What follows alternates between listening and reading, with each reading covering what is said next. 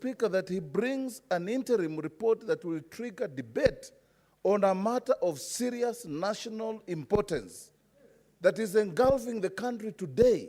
80% of Kenyans use kerosene for their livelihoods, Mr. Speaker. And even when the economy nearly collapsed in 1991-92, Orengo can bear witness, Mzee Moi could not let the price of kerosene go up because it is the livelihood of ordinary people. And Mr. Speaker, I want to urge, before you make your ruling, that the chairman goes back and brings a statement that will lead debate in this House if we have to shelve everything tomorrow or this afternoon.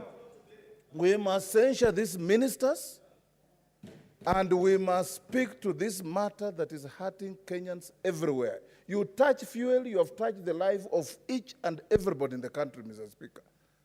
Chairman, you have let us down, and we must tell you so. And we have a lot of regard for you, but you have done the right thing wrongly. The Senator Orengo, then I come to you. Mr. Speaker, I was really rushing back on account of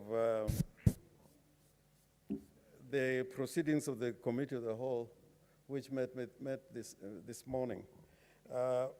Mr. Speaker, to show the significance of a Committee of the Whole and where we borrowed this procedure for purposes of the meeting this morning, it is important to know what happens when you have a Committee of the Whole.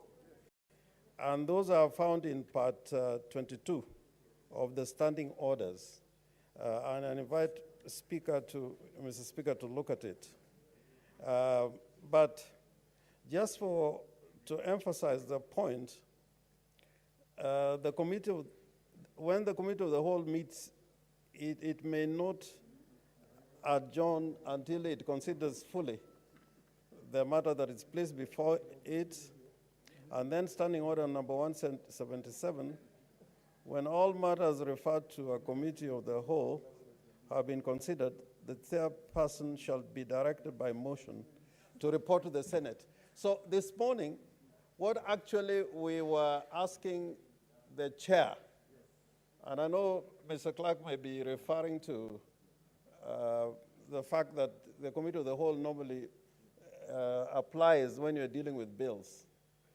But I'm saying that it is not for every reason that a Committee of the Whole House sits. And it is important that the Committee of the Whole House, and I want to correct the chairman here, because I saw in that report he was saying that he's the one who convened the Committee of the Whole. You don't have powers to convene a Committee of the Whole. There's no way you can do that. You can't do it. The Committee of the Whole can only be convened on resolution of the House or by the direction of the Speaker. So, Mr. Speaker, I want to say, without doubt, before I come to the point, that if need be, we could even adjourn the House for 15, 20 minutes so that a proper motion or report is put before the House for discussion.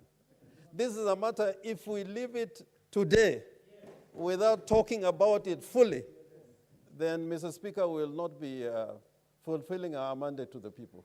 Even where I was in the last 1 hour, the question that people were asking me constantly is, what are you doing about this increase of fuel and the burden that it is placing on the ordinary people? Mr. Speaker, it was said that taxation without representation is equal to tyranny. But I want to say that when people are overtaxed, it's like slavery. It is enslavement, what we are doing to the people of this country. And I urge you, Mr. Speaker, that when people without representation is equal to tyranny. But I want to say that when people are overtaxed, it's like slavery. It is enslavement, what we are doing to the people of this country. And I urge you, Mr. Speaker, that depending on the position of the chair, or not depending on him, if it is possible to adjourn even for 20, 30 minutes, we bring a proper report with resolutions. This is a matter we cannot discuss generally. We must discuss it with certain resolutions. And I think that's the direction we should go. And if we leave it until tomorrow, I think all the urgency would have been lost. And Mr. Chairman, Mr. Speaker, I take issue with the clerk who was sitting this morning, because I remember, and I want the clerk to hear this, we asked for his assistance to assist the Committee of the Whole, come out with an appropriate report on 2 issues with the resolutions. On the question of non-compliance by the Cabinet Secretary, it's actually contempt of the House, constant, repeated contempt of the House. And secondly, a resolution of the question of the increase, unnecessary, in my view, of costs of fuel and the taxations, that measures that have been taken. I submit that we should adjourn for a few minutes. If somebody can appropriately come up with a motion to adjourn. Senator Olekina.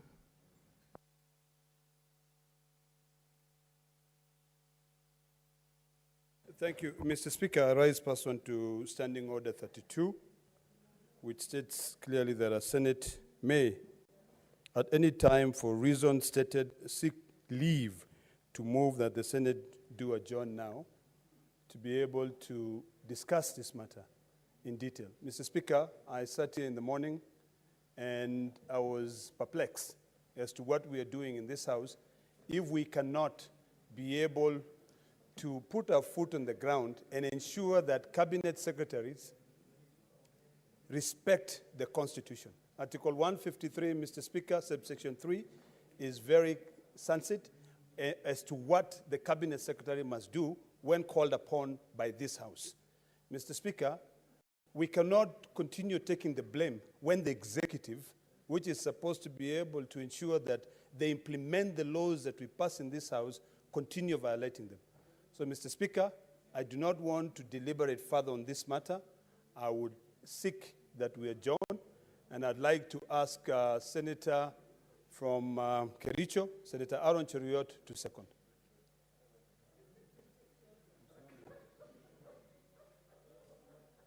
So you put the question.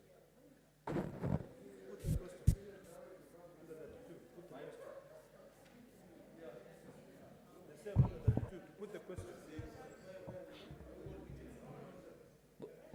1 second. Anyway, I second.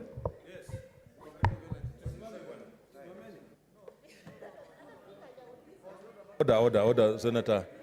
You know, there is some order in which this thing is done. I know it's extremely important and urgent, but let's do it properly. I now propose the question, which is that the Senate do now adjourn. Okay.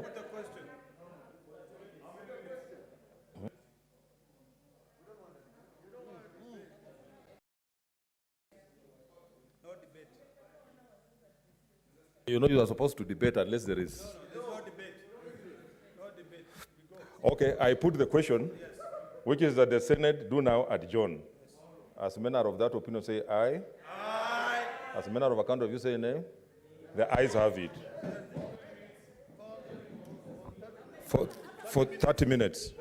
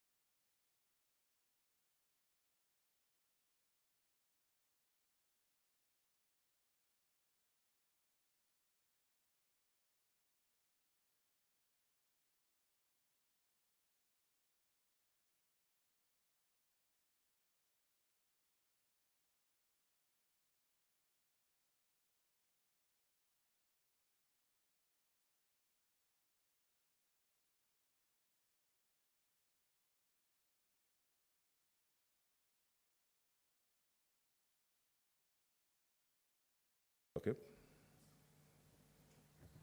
Mr. Speaker, it's kind of, you've anticipated my point of order.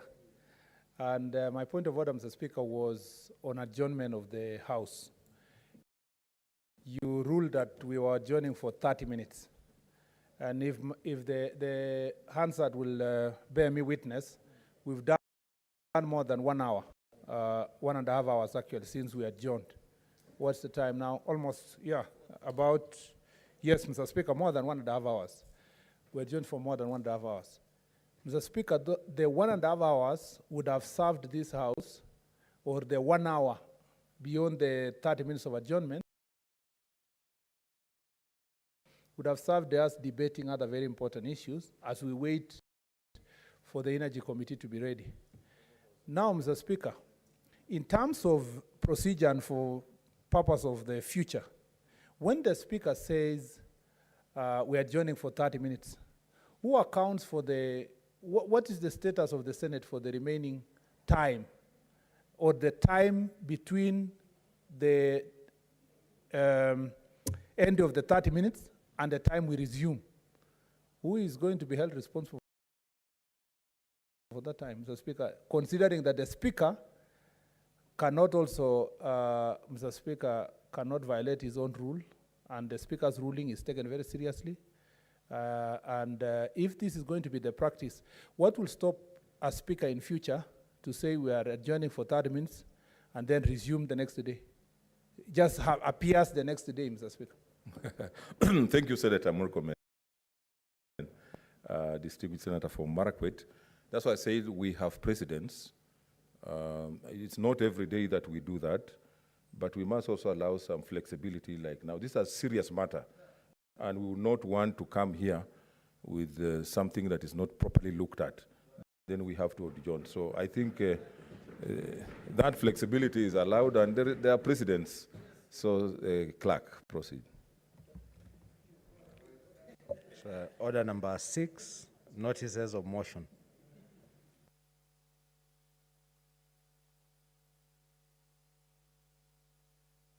Senator James Orengo.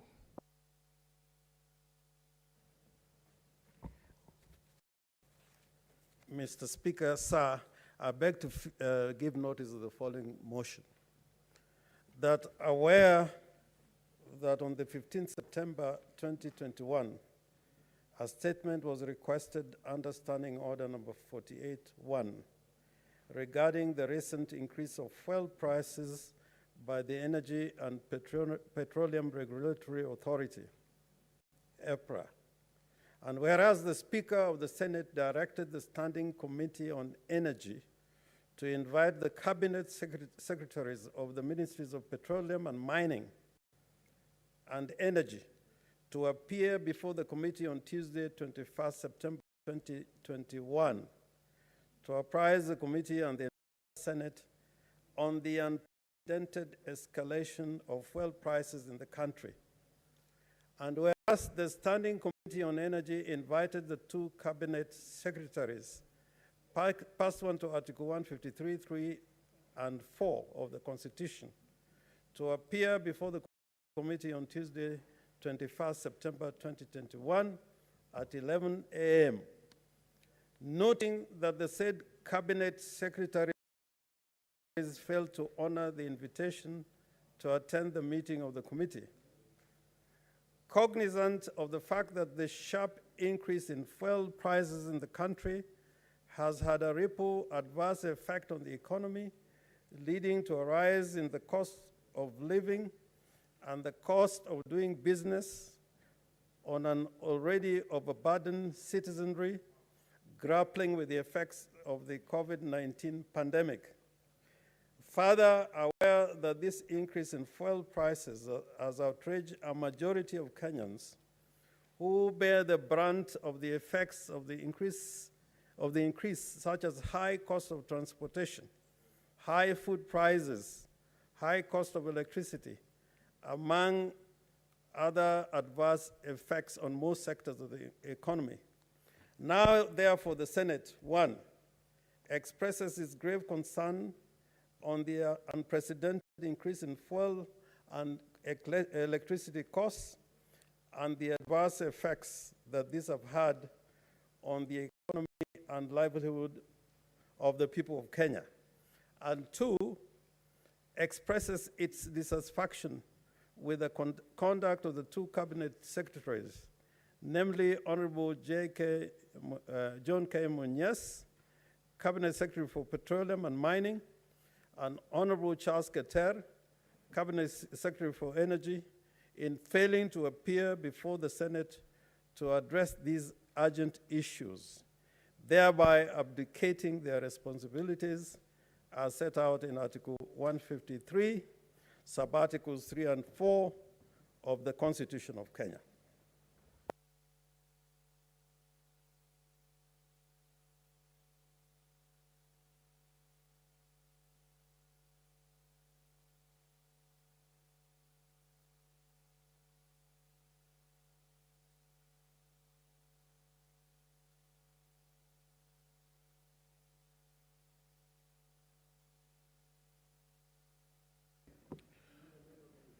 Okay, distinguished senators, that was a notice of motion. And for us to be able to discuss the matter in details, I want you to take notice and we discuss it tomorrow at 2:30. I now have a communication.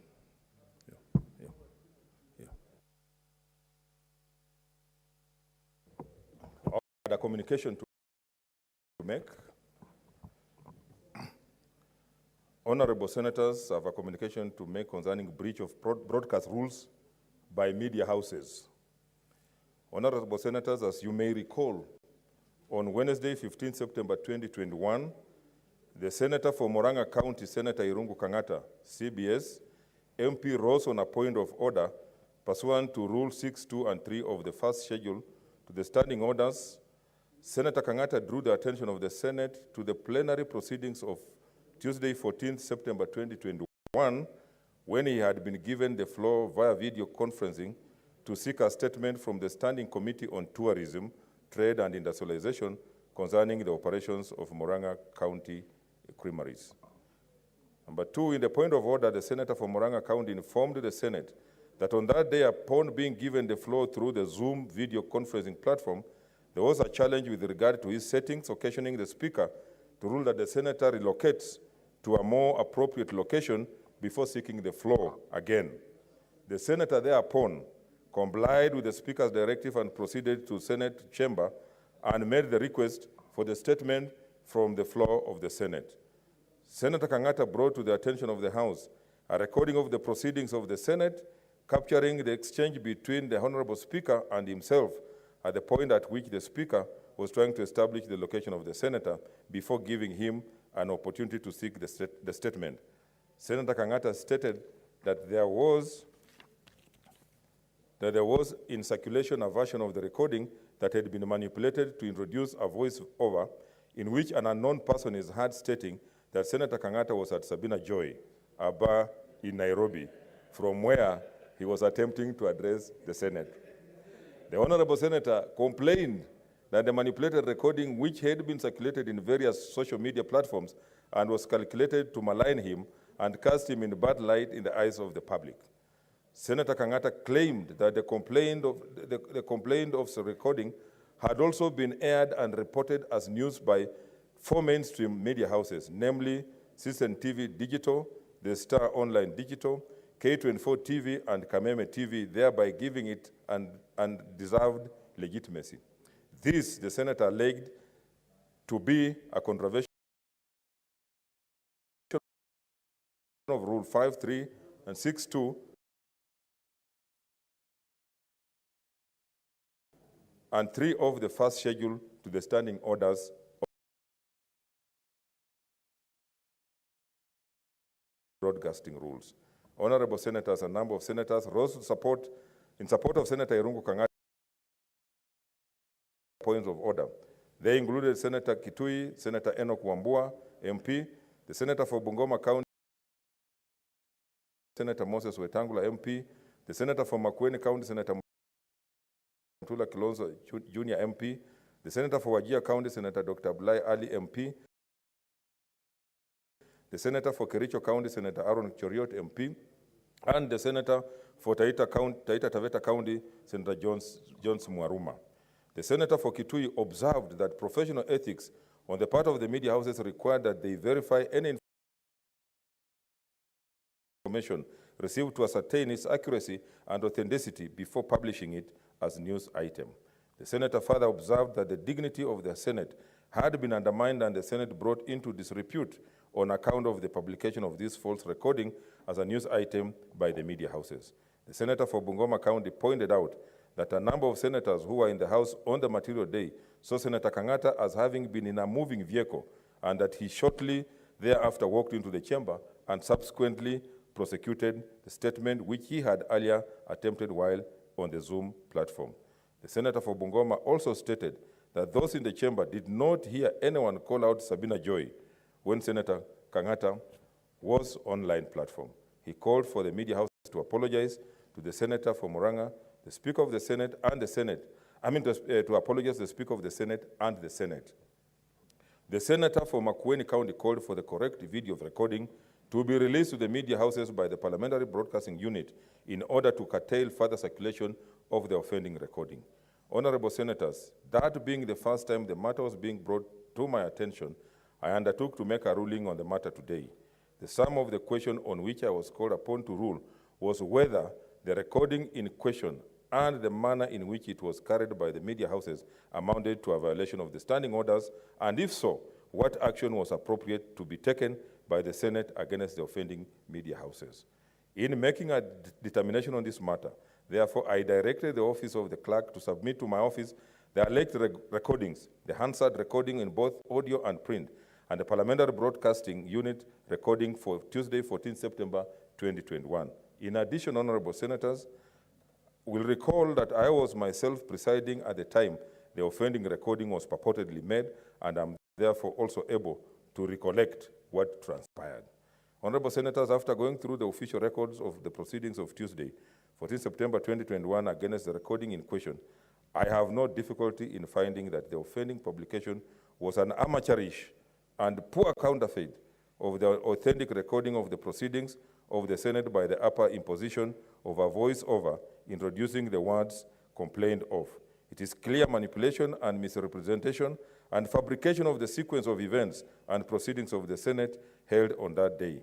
While it's lamentable that certain individuals using the anonymity of various social media platforms contrived for reasons known to themselves to produce and purvey this fabricated recording, it is unfathomable that mainstream media houses could join such a bandwagon. Honorable Senators, this is not the first time that conduct of the media houses covering parliamentary proceedings has come under scrutiny. Some honorable senators will recall that in the 10th Parliament, the Standard newspaper published a picture carried on page 6 of its crazy Monday pullout of Monday, 22nd March 2010 that became the source of the complainant. In a ruling made on 30th March 2020, the then Speaker, Honorable Kenneth Marende, observed, and I quote, "The purpose of media coverage of parliamentary proceedings as envisaged in the standing orders and broadcasting regulations and as would be reasonably expected is to relay fair and responsible presentation of parliamentary proceedings to the public."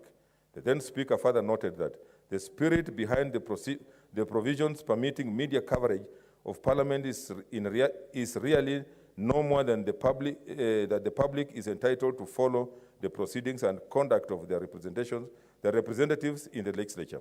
Media coverage should not be used to serve any other purpose.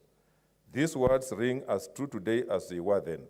Parliament is mandated under the Constitution at Article 118 to conduct its business in an open manner and to facilitate the involvement and participation of the public in its legislative and other businesses. It is for this reason that the standing orders at Standing Order number 239 provide for the proceedings of the Senate to be broadcasted and the rules for which such broadcasting provided for in the first schedule. Rule number 5.1 and 3 of the broadcasting rules provide that 5.1, officers of the Parliamentary Broadcasting Unit shall conduct themselves in a professional and impartial manner, giving a balanced, fair, and accurate account of proceedings. 5.3, recordings of Senate proceedings may not be used for purposes of political party advertising, ridicule, commercial sponsorship, or any other form of adverse publicity. Rule 6 of the broadcasting rules that specifically makes reference to external media houses states that, 2, no external media house or other person may broadcast any proceedings of the Senate except as received from the broadcast feed provided by the Parliamentary Broadcasting Unit or with the permission of the Speaker. 3, a media house that receives a broadcast feed from the Parliamentary Broadcasting Unit shall broadcast it without any manipulation or distortion. Honorable Senators, these rules of engagement were put in place in recognition of the strategic position that the media plays in information dissemination and reaching a much wider spectrum of the public than Parliament would otherwise. The work of the media in contemplating the work of the Senate in democratic governance of the country cannot be gainsaid. The media plays a fundamental role in influencing and shaping public discourse and opinion and in building trust in public institutions. Section 35(1) of the Media Act provides that the media shall inform the public on issues of public interest and in importance in a fair, accurate, and unbiased manner, while it's distinctly isolating opinion from fact.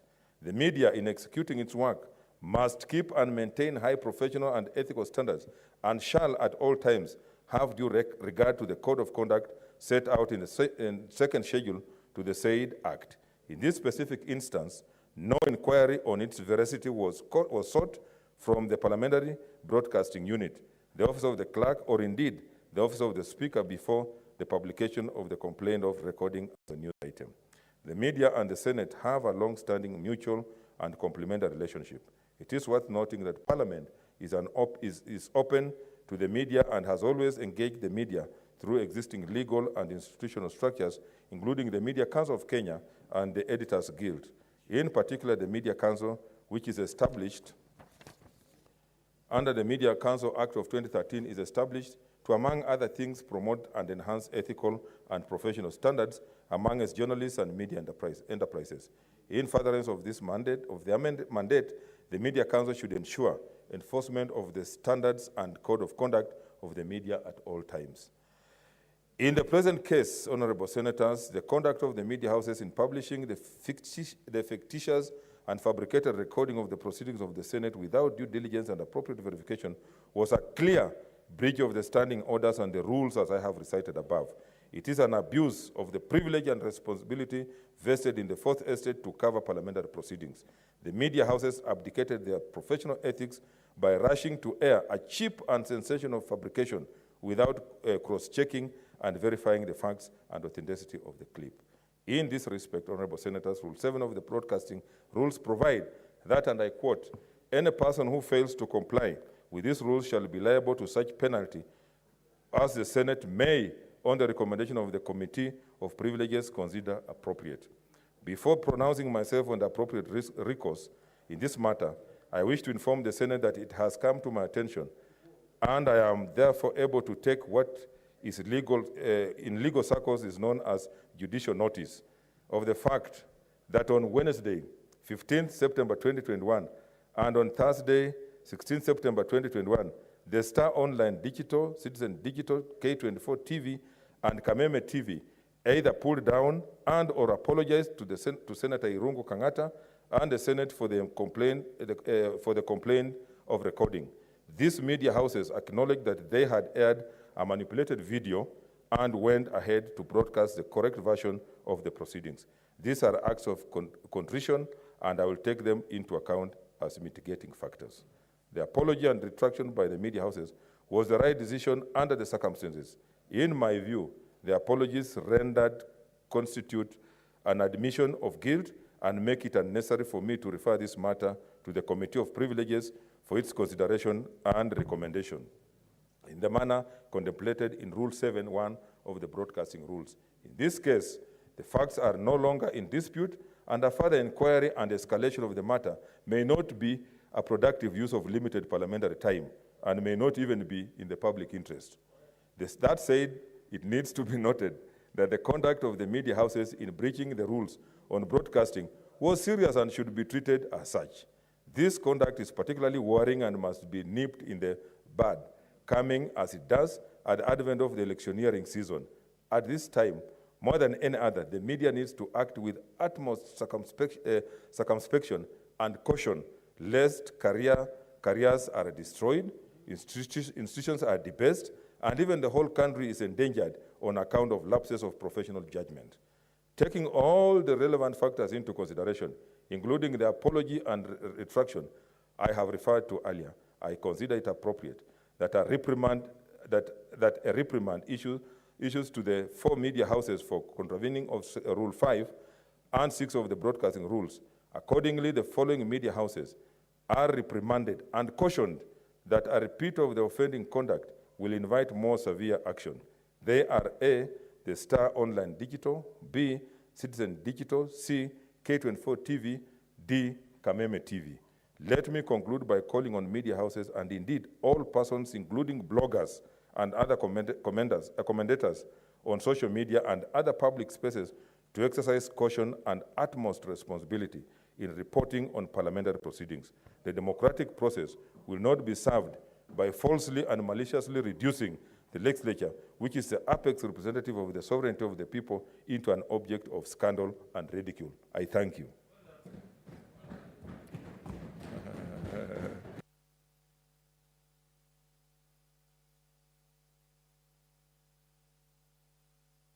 What's your point of order, Senator Lekina?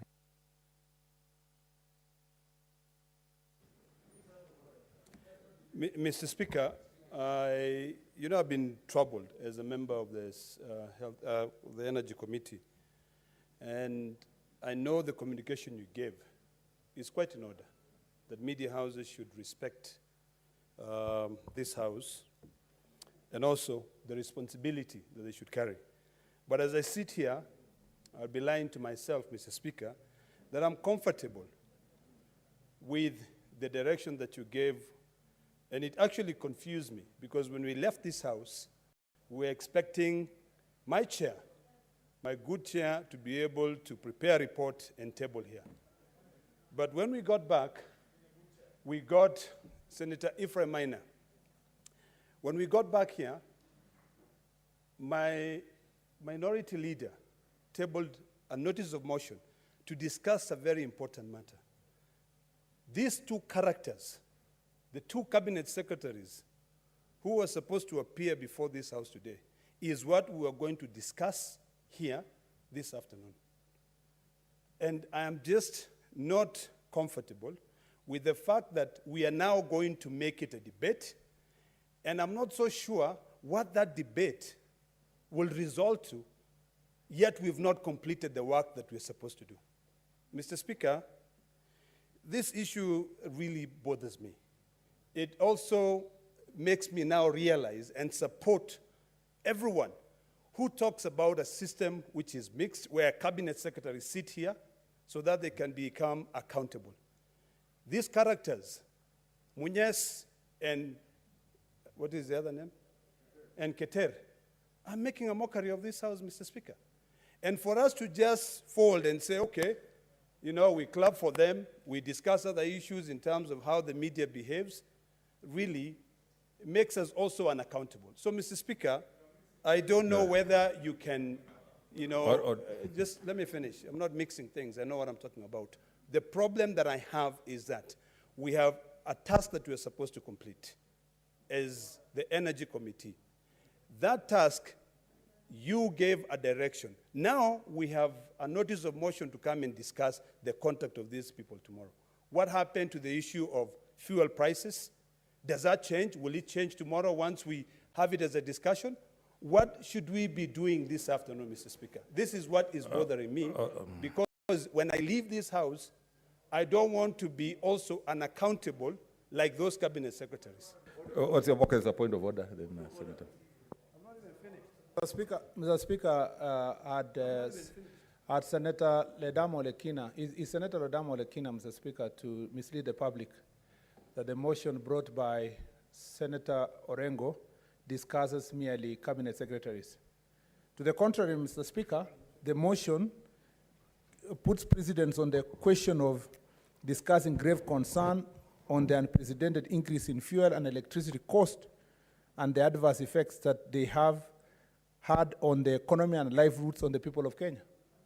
The Speaker, that is the first issue we are debating tomorrow, before even we discuss anything about Cabinet Secretary. Number two, Mr. Speaker, when a motion has been brought to this House, like the one minority leader has brought, if there are things a member of this House wants to add to that motion, Mr. Speaker, you can amend the motion and improve it tomorrow. I don't think, Mr. Speaker, my colleague took his time to look at this issue. And in fact, I find it, Mr. Speaker, misleading that he is trying to refer to your ruling, which was on a different matter, on the media issue, which we have raised it, and convolute it with the discussion tomorrow on this very important motion. If there is something that he wants to add, Mr. Speaker, nothing stops him tomorrow from amending the motion. There's a leader of majority. Just a minute. No, you don't have to respond. Let not become a... No, order, Senator Ledama.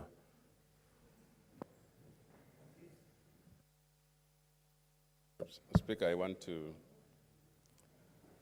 join you in congratulating yourself and the ruling. You can congratulate yourself.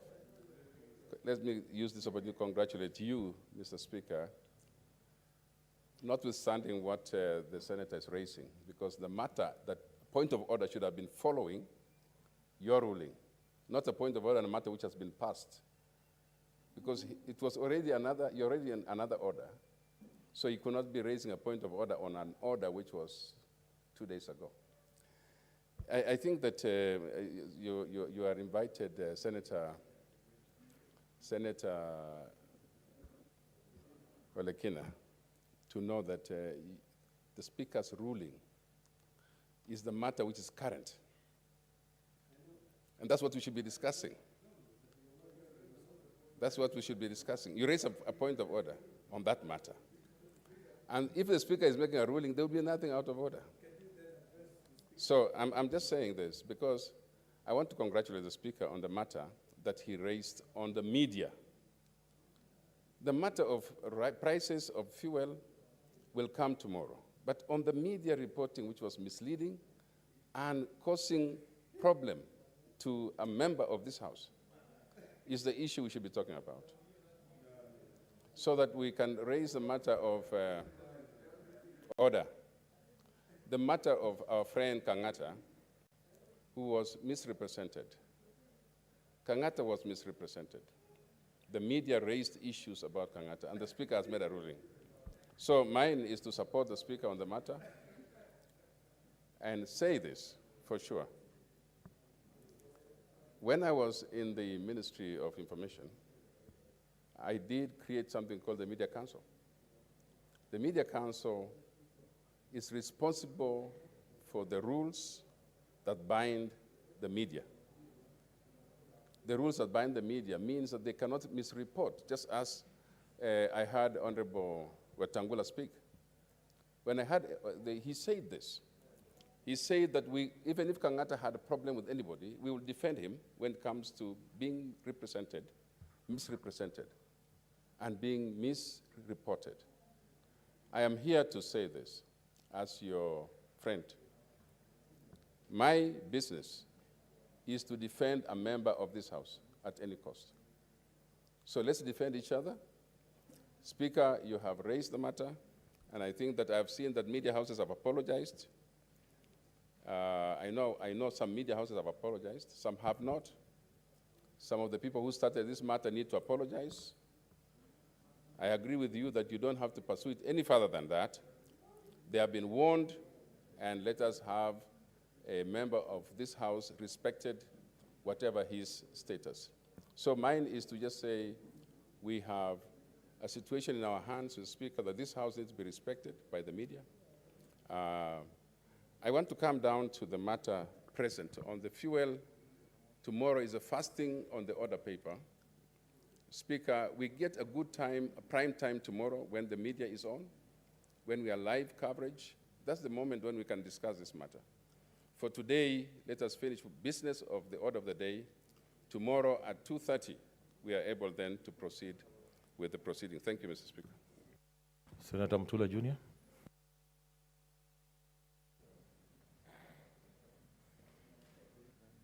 Allow me, Speaker, to raise the two issues that majority has spoken about. Senator Kangata was not misrepresented. Senator Kangata was defamed. It's not the same thing. Now I'm speaking like a lawyer, and listen. This, even when you withdraw an offending video from a platform, that video is circulated. And Senator Kangata has been defamed. Don't say, and don't caveat him, because he has a right, and I've represented so many people, he has a right to seek remedy, civil remedy, for the damage to his reputation. Lastly, Mr. Speaker, I thought that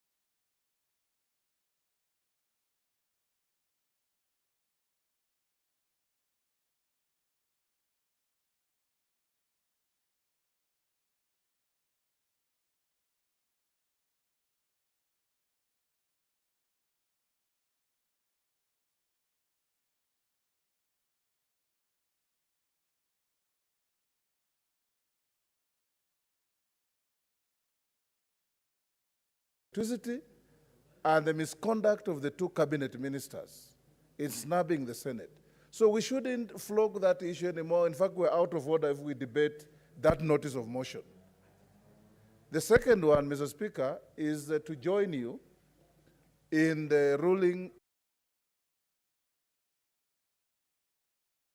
not there. And as we do that, Mr. Speaker, many people have been asking whether when we have a Zoom platform in our debates, strangers are also hooking in. Because it does appear that there could be infiltration by strangers.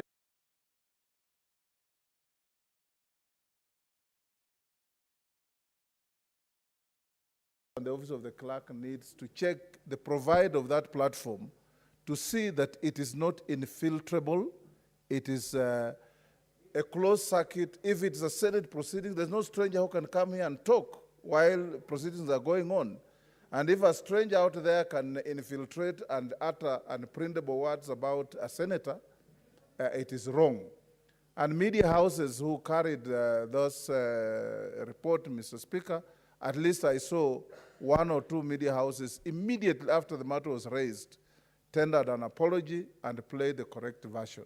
I want to encourage those that didn't to take the cue from those who did and do the same thing. And then it's always good to let the chips lie where they fell so that we can proceed to deal with more important national issues that we will debate tomorrow. I want to encourage my brother, Senator Maina, as I see it, Mr. Speaker, that Shakespeare said, "Uneasy is the head that wears the crown." Once they have put a crown on your head, you must be ready to be stoned, to be besmirched, to be slighted, sometimes even abused, sometimes even flogged, because you are a leader. So don't have a short fuse as a chair of the committee. Just take everything in the stride. And some members will attack you because they're frustrated, others because they don't like you, others because you are in a position they would wish to be. So just take it in the stride. We will continue telling you that this morning you acted incompetently. And this doesn't mean I hate you. It's because it is true. And we must be ready to take this criticism. Thank you, Mr. Speaker.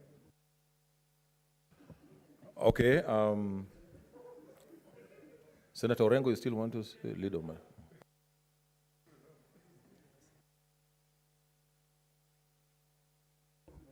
I think we had passed this order as rightly put by Senator Murkomen and Senator Wetangula. But I want to beseech the House. We are a house of record. And I want to give an example of when J.M. Kariuki was murdered. The matter was raised in the House, but because they needed to put on record material, which would then move the appropriate authorities to take some action, they came by way of a motion after the matter had been raised informally. Now, I have heard a lot of what people have said. The senator from Nandi, for example, was talking about the price of fuel in other jurisdictions. That is a very important material that we should put before the House when we're having a debate on this matter. So it's good that people have noticed, and instead of just talking, we have some material we place before the House during that debate, instead of just having a general debate. I think we need to put some material before the House on the two issues. I think the work of the committee will go on. The committee still sees of the matter. But there are two things which have arisen: the contempt by the cabinet secretaries, on which we need a resolution. And in order to get there, we must have some material. We must give some history of what happened before. And secondly, on the question of what the country is feeling now, Senator Sakaja was touring Nairobi, and it was a live issue wherever he was going. So I think that when we're debating this matter, it's not just for any member just to stand up for 2 minutes and begin to say, oh, the people are suffering. People are suffering. If you go out there, they will tell you they are suffering.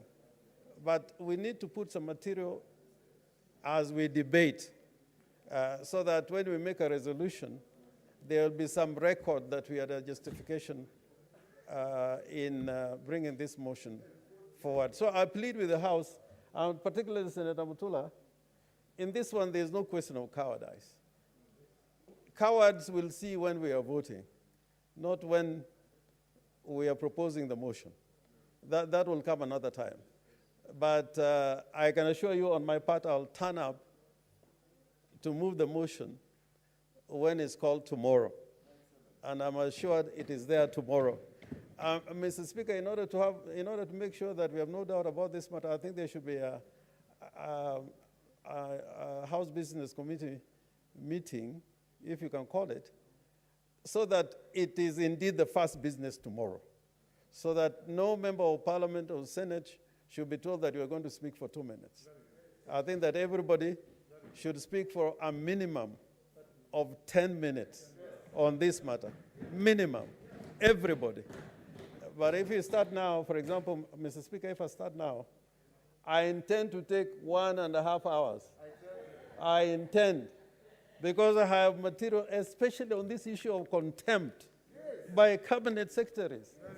And we want to demonstrate what happens in other parliaments when cabinet ministers don't appear in parliament, and it is put on record.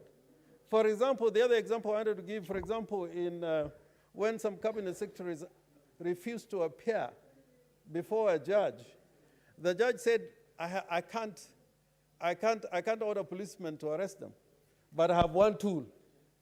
I have one tool, which he used. And the cabinet ministers had to obey because they knew the consequences. So tomorrow we also talk about what tools do we have. Yes. But if you are just talking now, I mean, it'd be just a baraza. We don't want to be a baraza. Thank you, Mr. I can see some intervention, but please let us not discuss the notice of motion because it's coming out of the motion, because it's coming up tomorrow. Senator Sakaja.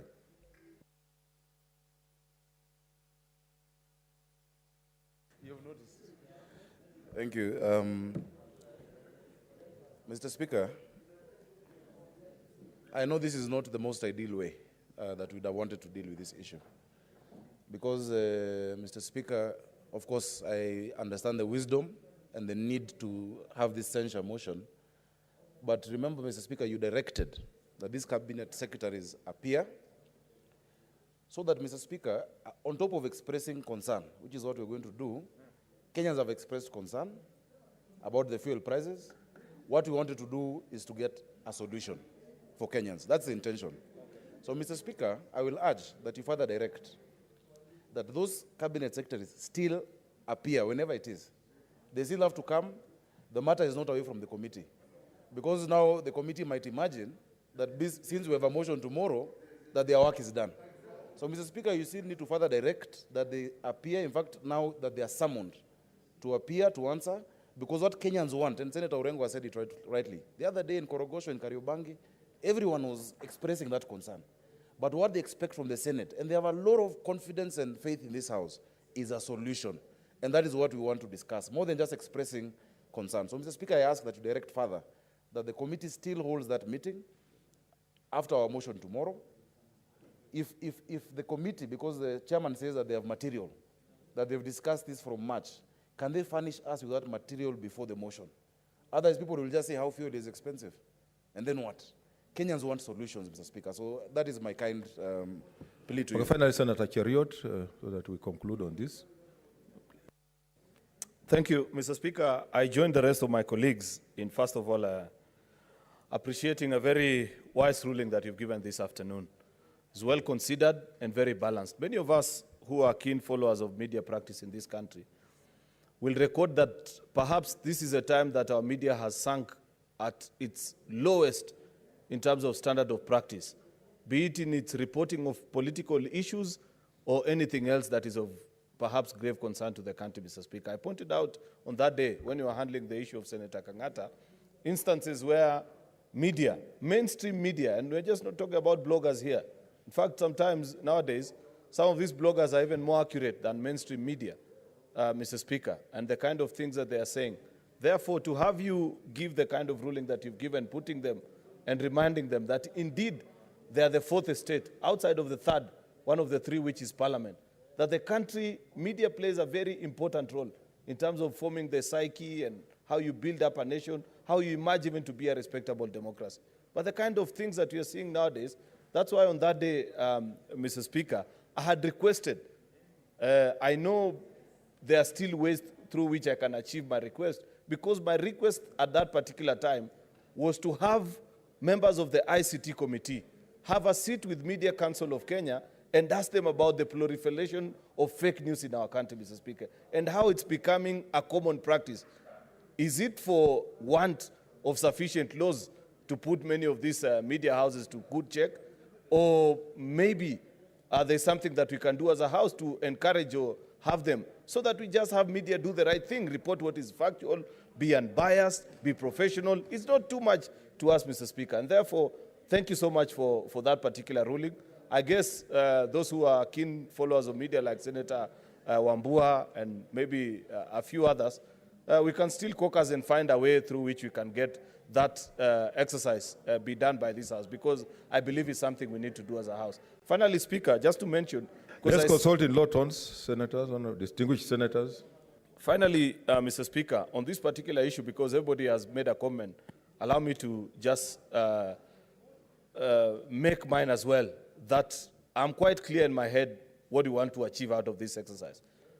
During the Kamkunji, when we took a break, Mr. Speaker, many of us said that if this House can rise up to the occasion and solve this issue of fuel, electricity, and the debt crisis, then we can close this House and say we have lived our purpose in terms of what we needed to do and rise up to the challenges that we are facing as a nation. I know we've had a distraction in the absence of, in the failure by the ministers to appear before us, Mr. Speaker, but I believe tomorrow when we speak, first of all, Mr. Speaker, in fact, you need to direct that all members of Energy Committee, including my good friend Senator Ledama, should be here with pen and paper and record the comments and the concerns of members, so that when they interact and they engage with these particular ministers, if we are invited again, because you had accorded us that opportunity to come as members of the House, we'll be asking these questions, because tomorrow is just to express, first, our displeasure, but second and most importantly, to frame the questions that we expect these people, when they appear before the Houses of Parliament, they'll be addressing in terms of the concerns that Kenyans have with regards to the cost of fuel and the cost of power, because it's something that has concerned all of us. So I don't feel anything is lost. We shall be caucusing, making our thoughts known, but still we know that the bullseye, Mr. Speaker, is until we bring the cost of fuel down and the cost of the electricity down. If we achieve that, Mr. Speaker, we are good to go and we'll have served our purpose as a House. Thank you, Mr. Speaker. Thank you. Yes, Senator James Orengo. Let's consult in law tones. Senator Mr. Cherargei. Speaker, is it in order when Honorable Cherioti is making a very important point? Honorable Cherargei is on his feet throughout and engaging two senators when Honorable Cherioti is making very important submissions. In fact, I've noticed whenever Honorable Cherargei is speaking, Honorable Senator Aaron Cherioti is always dead quiet. So I don't know what he has against the senator for Kericho. That as soon as you start speaking, that is when he feels that he must talk to somebody. I think he must be told. No, it can't be a border issue. And he cannot be bonding. Unless his family in bed with somebody. No, that was discussion from the Kamkunji. But I just thought that, sometimes when there are rules in the House, it is good to obey those rules. And Senator Cherargei was on his feet throughout and talking. Even Senator Murkomen, who started listening, was drawn away by Senator Cherargei. And I think that was not right. I think Senator, leader of my minority, is raising a very pregnant point, I would say. I would expect that we conduct ourselves, within the laws and the rules of this House. It's important to listen to what is going on. That's how we make informed decisions, because sometimes, you don't listen, then you wake up and say something that has already been said by somebody else. So let us try to observe our rules. I think on that matter, then we want to conclude. Like I gave direction tomorrow, we will have all the time to discuss it. As for the committee, I think you continue because even the cabinet ministers gave some time frame, and time is not a strategy. It will come, and they will obviously appear. So next order. Senator Wambua, what's it? Thank you, Mr. Speaker. Mr. Speaker, I had sought your permission to make a comment on your ruling relating to the offending broadcast against Senator Kangata.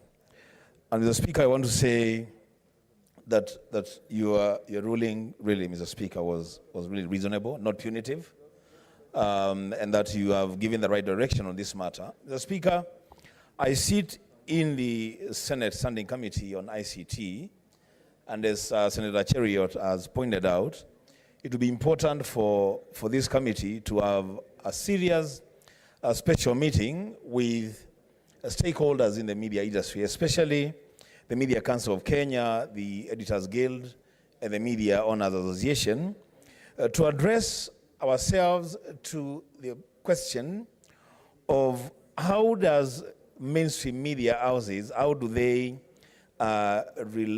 react and operate within an environment where there is so much pressure from alternative media.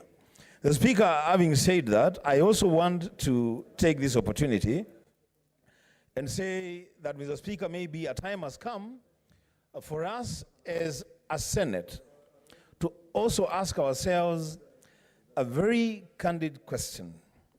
The question of the safety of the online applications that we are using ourselves to transact official Senate business.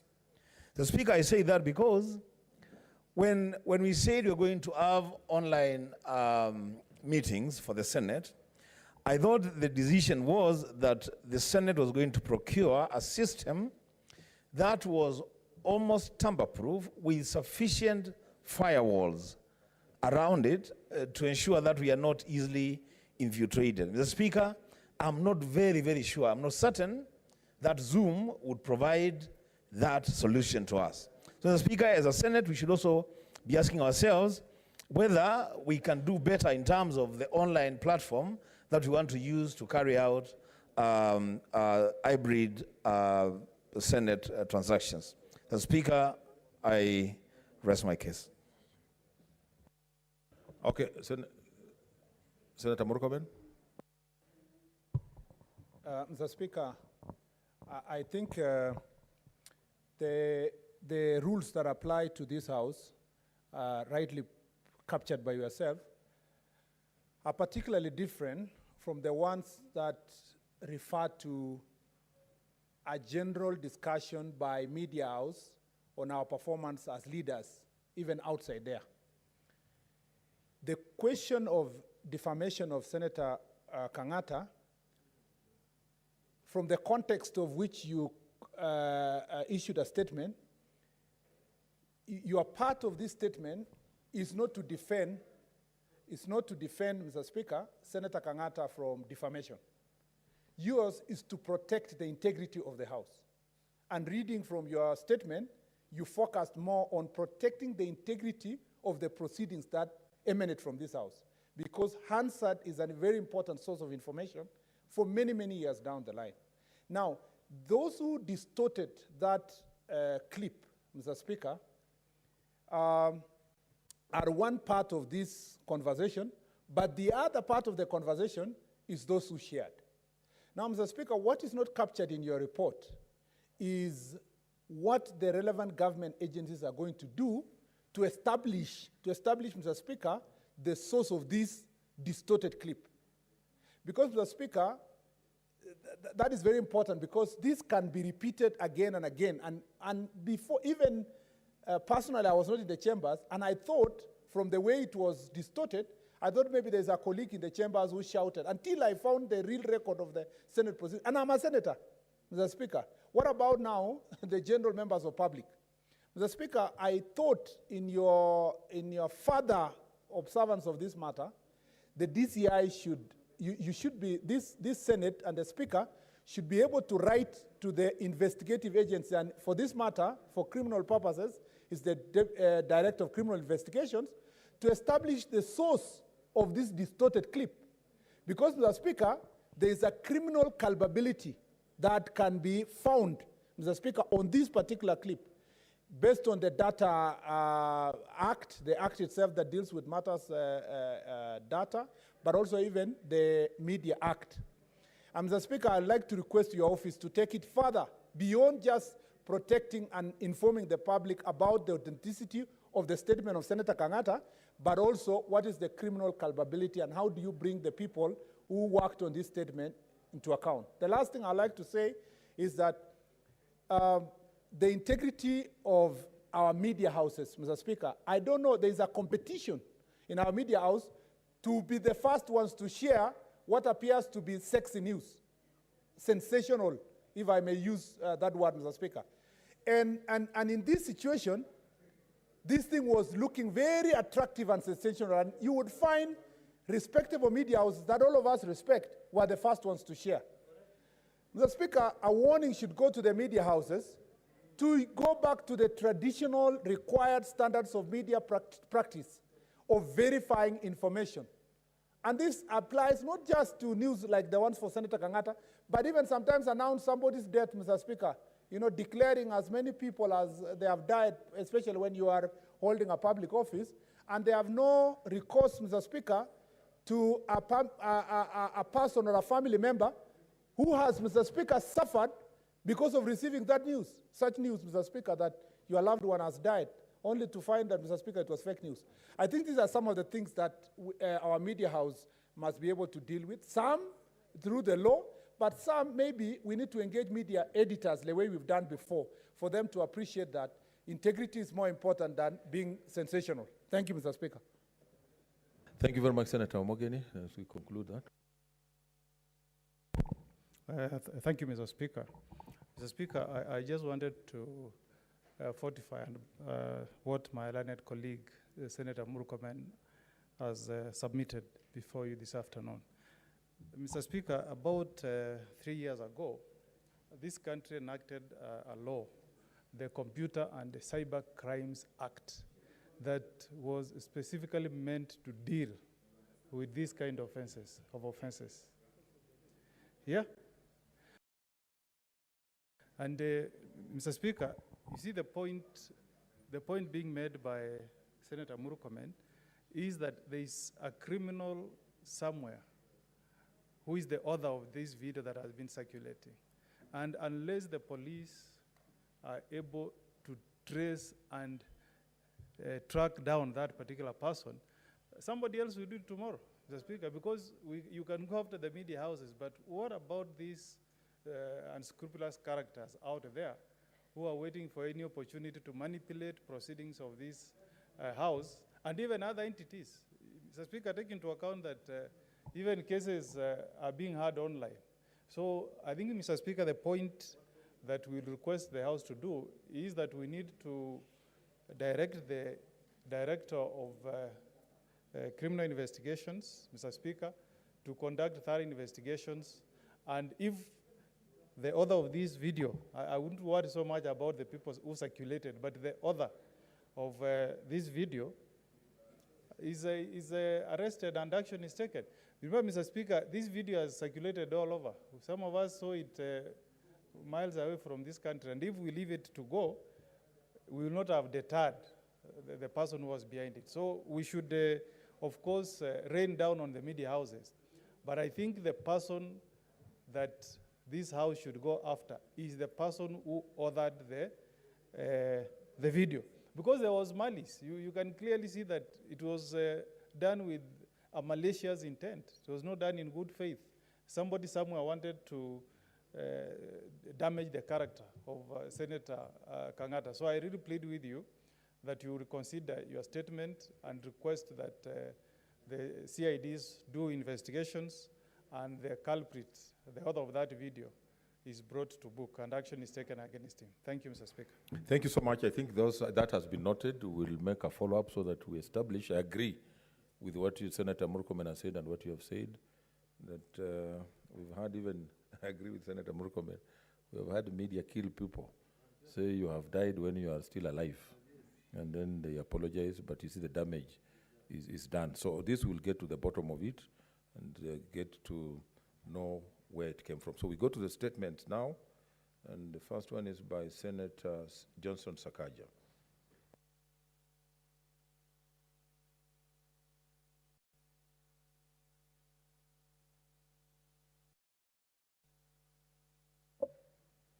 Order number 7, statements. Mr. Speaker, sir, pursuant to Standing Order 47-1, I rise to make a statement on the status of the new Dandora Stadium in Nairobi City County. Mr. Speaker, the Dandora Stadium has for many years been a community stadium where young people in Nairobi have engaged, and many who have had sterling careers in soccer and other sporting activities have seen and considered it home. The stadium is in Embakasi North constituency, and the new stadium, Mr. Speaker, was commissioned in 2018 by the county government of Nairobi, and it was to be completed in 24 months. However, Mr. Speaker, up to date, the stadium is yet to be complete. This project included turf, seats, a gym center, modern stalls, floodlights, Mr. Speaker, as well as other facilities. The project has been marred by controversies in its procurement process and allegations of poor workmanship by the contractor who was awarded this contract, Mr. Speaker. Mr. Speaker, the delay in completion of this facility has been a great disservice to thousands of talented young people who had hopes that it will be used to them in enhancing their talent, especially in sports. Mr. Speaker, for those who may know the area of Dandora, due to the closure of this stadium, Mr. Speaker, there are many young people who I know who have gone back to a life of crime, and some even, Mr. Speaker, have lost their lives through the police. This delay has been occasioned partly by the ongoing investigations on which procurement irregularities were mentioned by the EACC. And of course, the EACC have also said that they have not stalled it. Mr. Speaker, in February, the President of the Republic directed that the ongoing works, of which only maybe 15 to 20% was left, be completed within a matter of weeks. But that did not happen. Mr. Speaker, I took time, I spoke to the Director General of NMS, I've spoken to the Nairobi County Acting Governor. They have all given lip service because the young people of Dandora were going to storm this stadium and open it for themselves because they are happy with the work so far. Therefore, Mr. Speaker, I want to give information to this House that we will be, due to this, inviting the Director General of the NMS and the Acting Governor of Nairobi City County to summon them to give a full status report on the progress made towards completion of this project, the cost incurred, and when this stadium will be opened. The people of Dandora cannot wait any much longer for the opening of this stadium, Mr. Speaker. Mr. Speaker, I thank you. Of course, I cannot request this statement to be given to my committee because I chair the Labour and Social Welfare Committee, and that is why I'm informing the House of the actions we'll take. We have given them the time, and I think there's no more time to give them. Thank you, Mr. Speaker.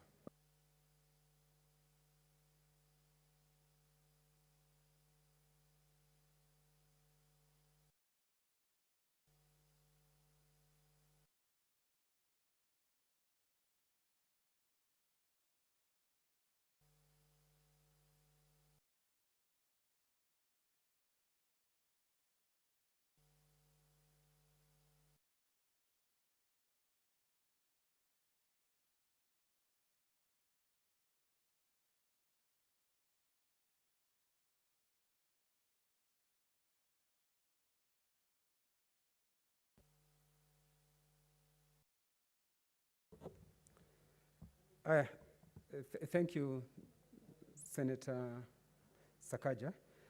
The next statement by Senator Millicent Omanga. She's not there. The next statement by Senator Johnson Sakaja.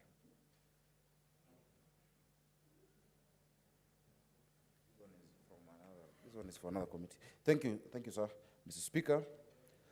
Mr. Speaker, pursuant to Standing Order 48.1, I rise to seek a statement from the Chairperson, Standing Committee on Lands, Environment and Natural Resources on the status of the water boreholes that had been installed, or rather have been installed by the Nairobi Metropolitan Services all across Nairobi City County.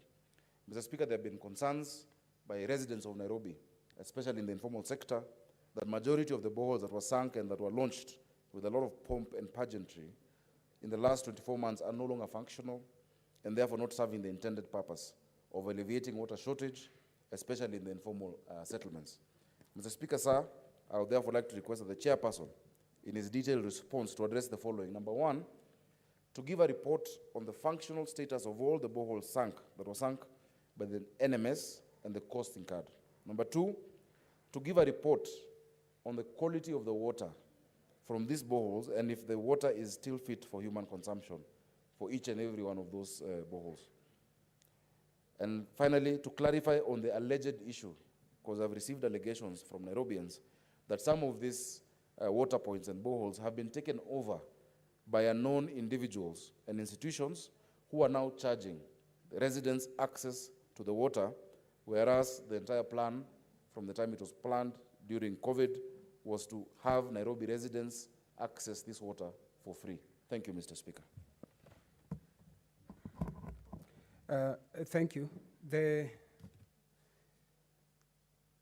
statement is committed to the Committee of Standing Committee of Land, Environment and Natural Resources. Next statement by Senator Samson Charage.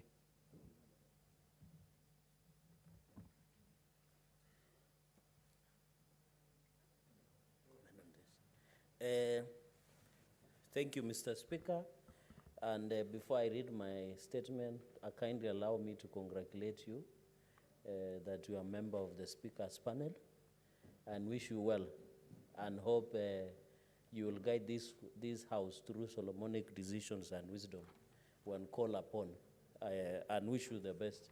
We are proud that you are now a member of Speaker's panel, and I think, Mr. Speaker, it allows all of us to grow and learn rules and procedure of the House.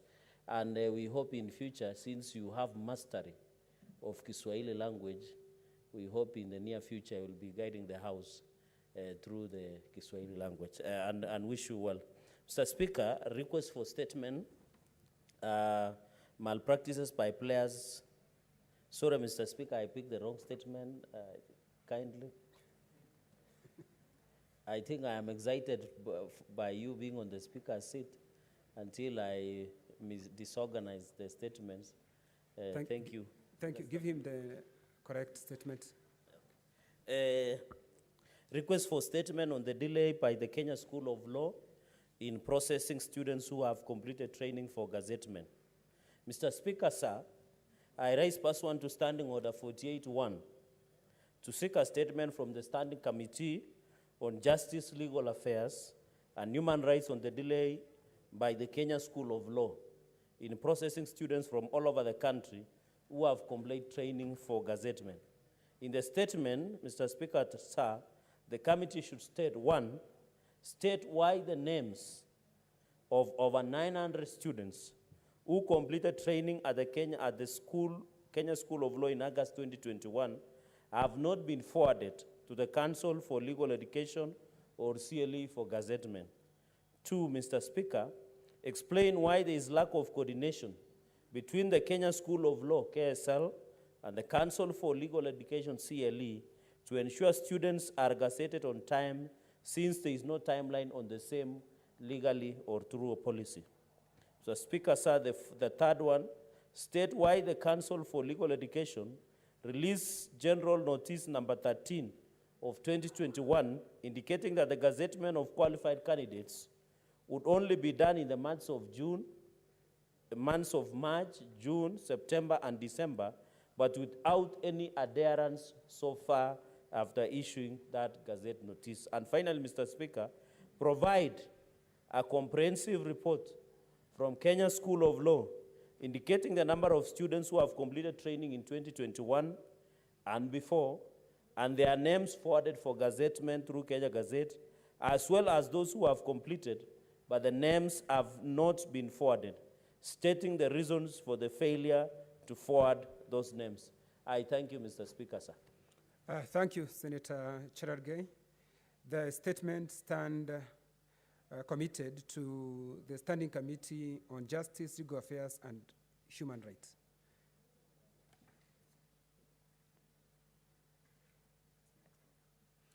Next order.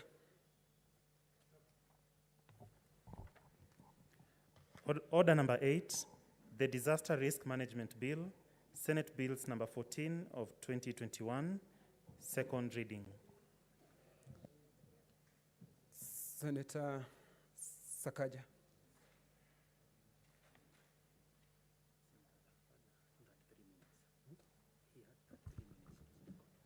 Thank you, Mr. Speaker.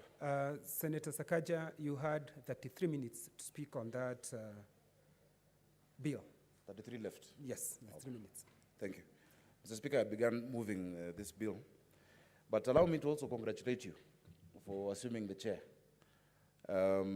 Incidentally, and I think it's a coincidence, that also, I think you got to the chair when I was speaking. Senator Isaac Mwaura also, the first time when he joined the panel, he first sat on the chair when I was on the floor. So there is probably a blessing that comes when I'm on the floor, and he should be inviting me more often when I make a request. But congratulations. I know you're up to the task. We know you've been in that position before, and we hope that you will continue being objective as you guide this House in its deliberations. Also, Mr. Speaker, allow me to inform the House, because I know we've been talking about the matter of cabinet secretaries, that tomorrow the Cabinet Secretary of Treasury, together with the Cabinet Secretary of Labor and Social Protection, will be attending the Committee of Labor at 10 a.m.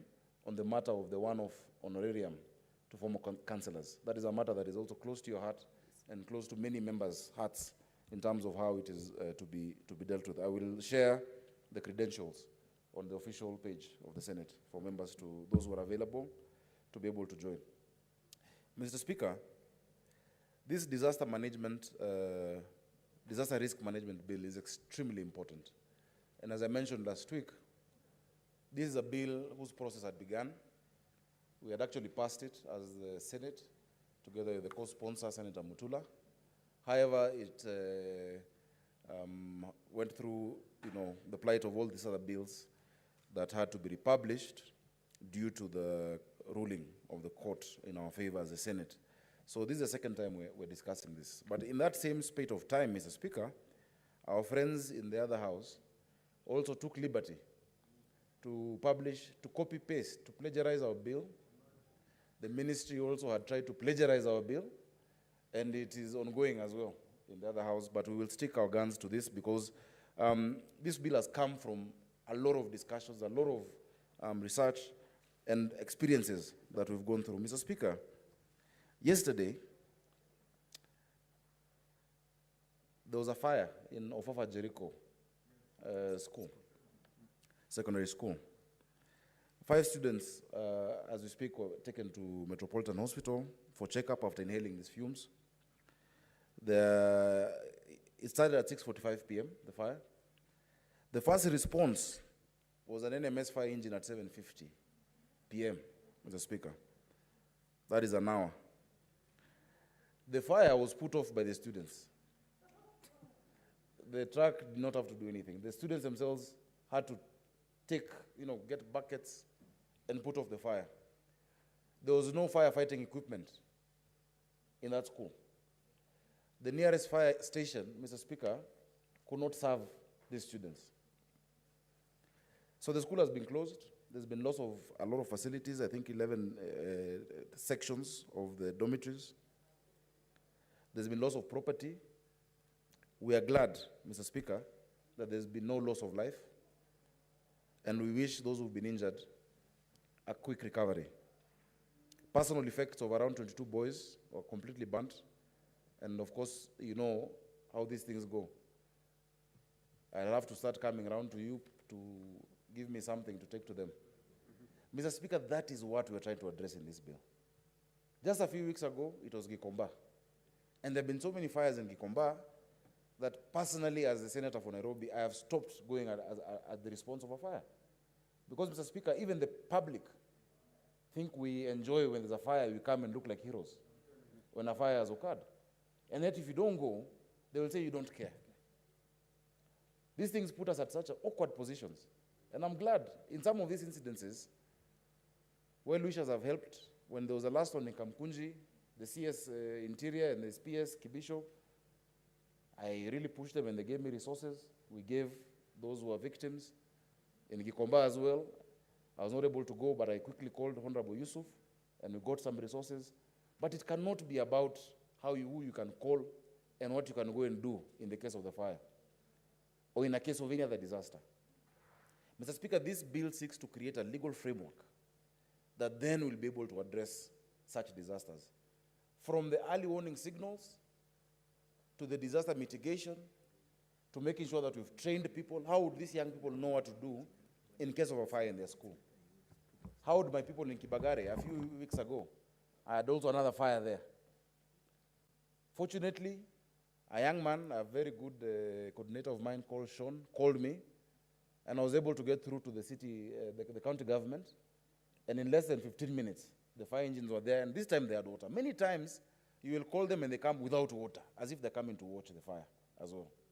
Mr. Speaker, the way disaster has been managed and disaster risk has been managed in this country has been a disaster. Now, if counties like Nairobi, with more resources than most counties, have these challenges, what about other counties? What about Bomet or Laikipia or Makueni? So what we have done, Mr. Speaker, and what we're proposing, number one is coordination from the national level and the county level. That coordination must be done. There's need to have a single authority at the national level that deals with disaster. A few years ago, I think that must have been 2015 or 2016, I remember spending 3 nights at Huruma when a building collapsed. Huruma, where the building had collapsed, is just a few meters from the NYS headquarters. But no one was able to come at that time because of the protocol. So throughout the night, Mr. Speaker, and I want to thank again my friends who came through, because all I had done was to buy milk and bread and load it in my car and went there and say, okay, what do we need to do? And these are young people of Mathare, the young people from Gay Ward, I remember, who are the ones who came together. I was able to organize them, and we at least rescued some people. But it was so sad. Mr. Speaker, you can imagine the machine, the tool that was used to cut the steel bars in a collapsed building, I had to purchase from a hardware store. Yet the officers just looking. And I really pity the officers because there's nothing they can do themselves. The milk and the bread for those people.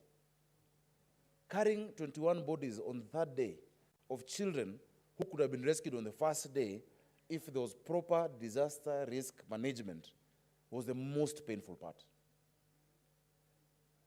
There have been incidences, and I know I've shared this with my co-sponsor, Senator Mutula, where the site of the incident, at the site of the disaster, you have 3 government agencies staring at each other in the eyes. You have the NDMA, you have the NDOC, and the NDMU. They're looking at each other. There's no single command. And if anybody has dealt with disaster risk, you know that the first few minutes are the most critical. That is when you save lives. That is when you save property. So what we're doing, we're not creating a new entity. This entity is bringing them together.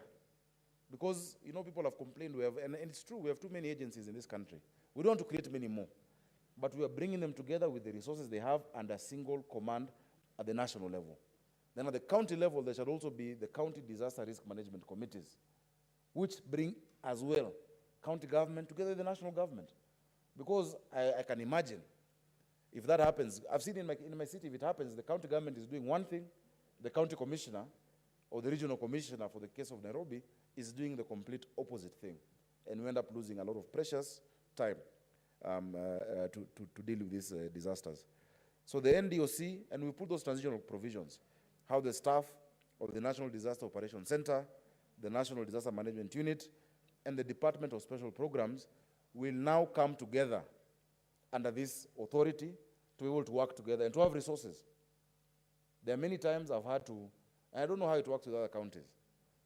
You know, when we've had disasters, and I have disasters in Nairobi a lot, sadly. You have to call a certain individual who sits at the stores to give you maize and beans from government. If you're in the good books of government, you might get. If you're not, they will not give you. And it's not for you. I'm not going to eat all that maize. I'm taking it to my people in the slum. When I ask for Mabati, where people have lost their structures, it's not for me. So that subjective way of dealing with disaster is what must stop. That this Department of Special Programs, where there have been, sometimes somebody has been changed, okay, this one is good, he will help me. Then somebody else comes, he will not. It's not us. And I'd like to tell them, it's not us you help. You know, the CSs, PSs, you must know, when a senator comes to your office, I'm not coming for my interest. I'm representing the people of Nairobi, those people who've been affected by disaster. 2 weeks ago, we had a disaster in Kawangware, in Gatina. And it had to be individuals. I saw His Excellency Musalia are going to take things. I have sent things myself. Now all the aspirants, the MC aspirants are asking me to give them things to take. We must divorce disaster from politics. It cannot be that we dance on the graves of Kenyans or on their misfortune. And that is why the best solution, I think this is one of the bills that will really make a mark if we pass it. That unsustainable way of dealing with disasters that we've been dealing with, that becomes a photo opportunity for politicians, changes. We used to have fire hydrants in Nairobi, all over our estates and in town. Now they're just people. I'm sure even the young people don't know what those are, because they've not seen them working, Mr. Speaker. Mr. Speaker, we need to have that coordination. And there are many types of disasters, even terrorist activity sometimes, they create a disaster. I remember very well, and I'm repeating this, during the Westgate attack. At that time, I used to be the patron of the National Gun Owners Association, GAO. And this association is of many men and women who are heroes, gallant men and women, including our colleague, Senator Haji, because he was one of those first responders who went as a civilian. But you know, because it was a Saturday, and normally on Saturday we train. These days we train in our own range, but we used to train that time with the GSU at, in Ruiru, exit 13, I think. Mr. Speaker, when word came out that this attack has happened, the civilians were able to leave and go to Westgate, but the officers had to wait for orders to come from one level to another, and they came late because of that. There was no ability to quickly respond. And unfortunately, a good friend of ours, because now GSU was able to come, police came, and the military came. One of our friends from the GSU was killed by the military because of lack of a coordinated response when there's a disaster. And may God rest his soul in peace. Yeah? Munene. May God rest his soul in peace. This intends to sort out such issues. That we know we have early warning signals. We can't every year be going to Budalangi to give money and solutions for floods, and we know there'll be floods even this year. We can't always be knowing, taking resources to Huruma and Mathare, because, Mr. Speaker, every month there's a fire in Mathare, we know. There's the issue of, and so you see, if you're mitigating these things, you know what is the cause of that disaster. So the cause there, for instance, of those fires is electric faults. I have tried with the former leadership, now KPLC has had too many changes, but I was trying with the former CEO to come and let them have safe, cheap electricity for the slum, because if you're charging them the same tariffs you're charging us, they have illegal connections. And those illegal connections are what causes a lot of the fires, Mr. Speaker. This market that we always go to, the fires are caused by 3 reasons, majorly. The first one, of course, is a group of people who claim they have a title deed to Gikomba, the 12 acres, and we said it's a public land, there's no title. That if I ban this area, I'll get people to move.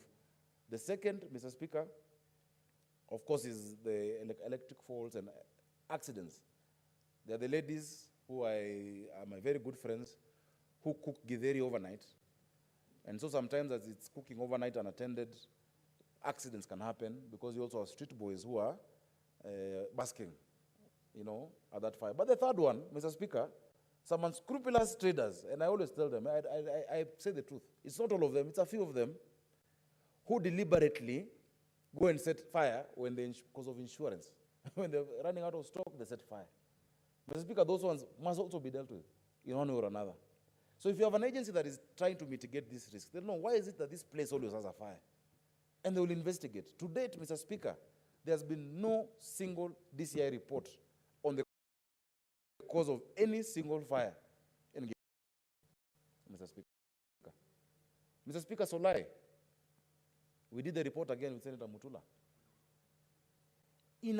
Before the tragedy happened, there were warnings. There was warning that this thing, the way it looks, it's going to burst its banks. The structural integrity is bad. But because, Mr. Speaker, there is no single one-stop place to go and report these things, would you go tell the CEC of Environment, or do you look for Warma? Do you look for NEMA? Do you look for the governor? Because Kenyans don't know where to report. That's why we lost all of those 47 children. Yeah? In Solai. So, Mr. Speaker, we want to make this a thing of the past. It's extremely important. Today, if there's a fire, Mr. Speaker, where you live, do you know who to call? Yeah, I think you'll call the senator for Nairobi. Because you don't know, there's no number. What is the hotline when there's a disaster in Nairobi or in Makueni? Kenyans don't know. Because there's no structure. And you know, it's really embarrassing for us to say this, that Kenyans do not know what to do if there's a terrorist attack. 9/11 was being commemorated the other day. And I saw, you know, there's a video, there's a documentary on Netflix where people are being told, okay, this is what you're actually supposed to do. Now they're doing those drills. Today, if a plane flew into a building in this city, God forbid, do you know what to do? Do you know how to behave? Are our children being taught that in schools? This is the entity that is supposed to coordinate all of that, Mr. Speaker. So, Mr. Speaker, we really hope that we'll get the support of members to pass this law. This law will actually be very consequential. Senator Mutula, I'm sure, will go into further details of how we intend for the national and the county to coordinate and how there's coordination within the national level. But this is extremely important. And I want to thank our teams, you know, from both our offices, together with the Office of the Clerk, together with even UNODC and all these other agencies that came and gave us one or two ideas that we hope we've incorporated. We ask the public to participate in you know, improving this bill, but let us then change how, as a country, we deal with disasters. Because it's talking about disaster plans, how you mitigate, how you even create a fund. Yeah. So we've not created the fund. Others, our noisy neighbors will say it's a money bill, but we've provided a provision for the CS through the PFM to create that fund, Mr. Speaker, such that, you know, when it happens, there's no lack of resources. And there are many ways to do it, Mr. Speaker, you know. If you look at all the levies people are being charged, then it's very terrible, and I've made noise about it in Nairobi. Mr. Speaker, my businessmen today in stalls are being charged almost 10 different levies. You're told to pay MCSK, pay Prisk for music. But the worst, if you have a shop in Nairobi, you're being told to pay 4,500 shillings for fire license. But that 4,500 shillings you pay, you're just given a certificate. How will that help the fire? Even if they are charging them 4,500, then they give you a fire extinguisher for that amount, at least how does having a certificate help you in your stall here in on Moy Avenue? Because you paid and you've been given a document saying you've paid for fire. It doesn't. It doesn't make sense. And Mr. Speaker, I will bring that issue of these levies in another matter, because my people are now being harassed completely. I've seen women being bundled into these vehicles by KRA. Now it is KRA who is doing it, because they have not paid 50 shillings at the market. But on this one, on a disaster matter such as fire, why give someone a document? You should make sure they are complied with it. In fact, if I find you with a fire extinguisher, my work is to teach you how to use it, to make sure you have ways to get out in case of a disaster. Many of the places where we've watched houses burning because of encroachment on the road, so a fire engine cannot even pass. No one is focusing on how to deal with that. And I thought my good friend and sister, Ann Kananu, who is now the acting governor of Nairobi, would have really put this front and center, because she was the chief officer of disaster before she became the deputy governor. She was the chief officer of disaster. So there should be improvement in Nairobi, at least in that one area, because that's an area she knows, and she knows very well. So, Mr. Speaker, I want to give Senator Mutula time to second. With those many remarks, because I had also spoken last week, I urge my colleagues to please let us pass this law before we finish this session so that we can have a proper legal framework of dealing with disasters in this country. Mr. Speaker, I beg to move. Thank you, Senator Sakaja. I call upon Senator Mutula Kilonzo.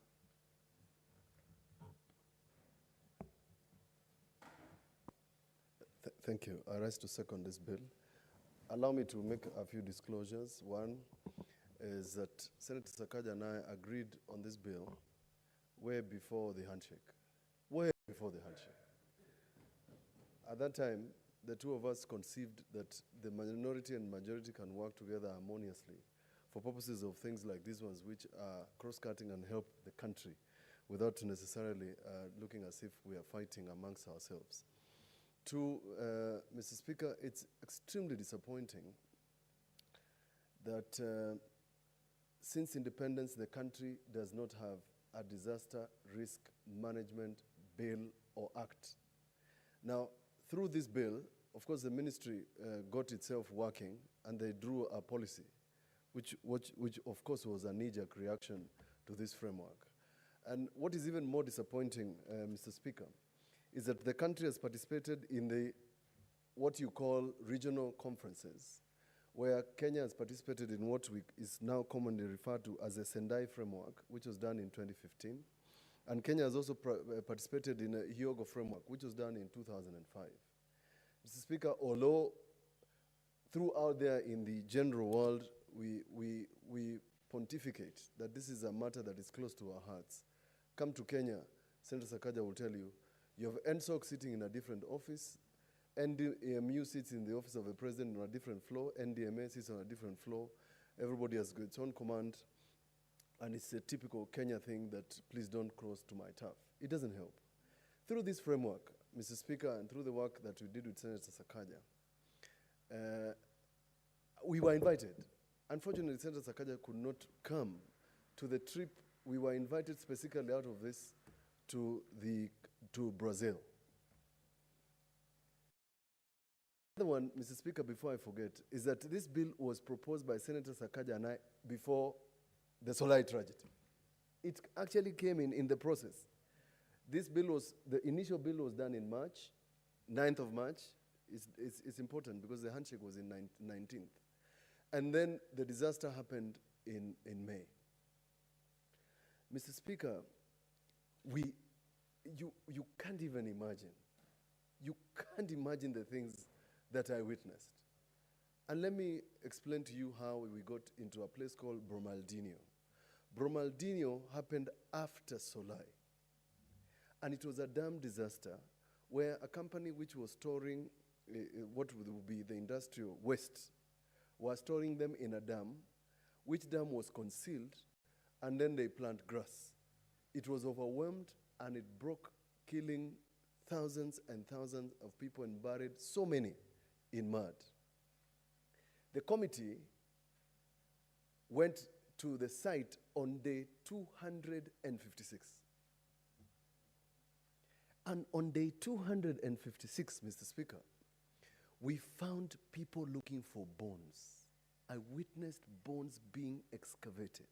Myself, put in a polythene bag. They knew that they were not going to find everybody. But on day 256, Mr. Speaker, they were keen to ensure that no bone of person would be left on that site. And the person and the company that got itself, the polluter, of course, was responsible, catering for every expense. This gentleman in Solai, Mr. Perry Mansuku, is a hero for nothing. He should be actually taking care of the expense of restoring the environment. Why is this bill important and the concept? It's not just the preparedness, it's post-recovery. Means you must go to Ofafa Jericho and sort of counsel those children. I'm a chairman of a school in Nairobi. And these boys became more clever than they should be and caused a fire in the dome. What they didn't realize is that as the chair, I installed CCTV and we watched all of them do whatever they wanted to do. It was extremely traumatizing to see one boy who was left behind. Now, this boy miraculously escaped that fire, miraculously. But the family was so traumatized, he was transferred from the school. So this bill proposes even post-trauma. One of the victims of the Solai Dam, this gentleman tells me, by the way, I lost my wife. I lost my wife, and my children don't want to live in Solai. Although Red Cross went and built homes, they don't want to go there. And this gentleman says, I became so dependent that I don't even know how to boil water. He describes it in such a way because of the trauma of losing his wife. Now, there was a report in Solai about two boys, one Kalenjin, one Kikuyu, who, in the process of being carried, were rescued by a tree stump. And they were just watching their family members and others being swept away. What do you think goes on through the minds of these young boys and Kenyans every time they're in Solai? It's part of the things that we are talking about. Senator Sakaja talks about hydrants. When we were growing up, there were hydrants in Nairobi. The idea of running out of water is like you're living in the Stone Age. Nairobi Dam was supposed to also take care of fires. That's why it's next to Kibera. We are supposed to prepare. There's no reason why the fire brigade is on Tomboya Street when the fires are happening in Kibera and Kikomba. It's illogical. There's no reason the government budgets 6 billion, 7 billion shillings is what they call contingencies. And when you have a disaster, you don't have an ambulance, you don't have fire brigades, etc., etc. Now, what baffles us, and that is why we are putting this, is not just the idea of putting government actors. We have put even non-state actors. Because there's the UN Disaster Management Framework Team, Mr. Speaker, actually sits in Nairobi. That's why Senator Sakaja and I got maximum public participation. They sit in Nairobi here, waiting. Now, the gentleman initially, and I must confess, the gentleman who proposed this bill initially in 2005, imagine this matter has been in the pipeline since 2005. The bill he proposed, the initial bill, was adopted by Ethiopia, made it law, and I met him recently because our children go to the same school. He has now been poached and works in Ethiopia on disaster alone. The second thing is a young man I met in Japan. This gentleman went to study architecture. He's from Nandi. He's now in his 40s, but he's an architect, but in charge of disaster in Japan. His work is to design buildings to take care of earthquakes. Sometimes it's just that we live by grace, that we don't have some of the natural disasters that are occurring in other countries, hurricanes, earthquakes, etc., etc. Senator Sakaja is right. Imagine somebody constructed a building that was leaning like the Tower of Babylon in a country where those things are not supposed to happen. The idea of a disaster management framework, Mr. Speaker, is to make sure you do not have a Kino thing, a Kino building, that somebody can construct a building that is leaning, you can see it, and the authorities have turned a blind eye to it. That's the purpose of this bill, and to put this in such a way that people coordinate. Now, let me disclose something else. When we went from Brumadinho in Brazil, we went to Rio. Now, there's something that happened in Brumadinho that has never escaped my attention. When this disaster happened, the people who were rescuing these people was available so quickly that a chopper flew into sight of the Brumadinho in Brazil, and you can Google it. Google the Brumadinho disaster in Brazil. You will see a chopper flying solo, rescuing a person who is stuck in mud. That's what Senator Sakaja is talking about. That helicopter was available possibly within 15 minutes.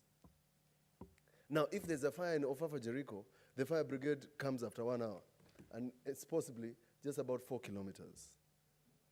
There's a problem about a country that cannot prepare for disaster. There's a problem about a country that doesn't see that it's important to have these things in legal framework.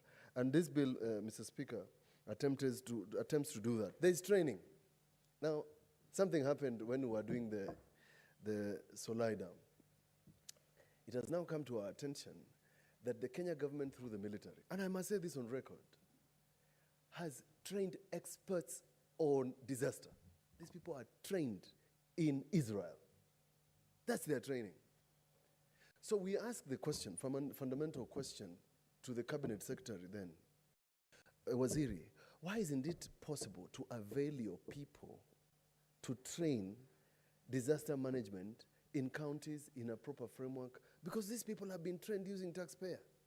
So we ask, how many of our military staff are trained to manage disaster? The cabinet secretary says this is a secret. How can that be a secret, Mr. Speaker? So this framework also anticipates that we need to train. We need to train people, young people. I was very impressed one time when I was invited to Starehe Boys. Senator Sakaja, I don't know whether you are aware, that St. John's Ambulance has trained a specific cadre of students in St. John's whose work is primarily to deal with emergencies that occur in the school. For example, the fires, somebody who has collapsed, etc., etc. If somebody had an accident on Mombasa Road, chances are that people would waste so much time trying to watch what has happened. I lost an MCA recently from Gu Masumba Ward in the notorious Mombasa Road near Salama. Now, I watched the people who were trying to gain entry into the car. Some were taking videos, others were trying to cut into the car.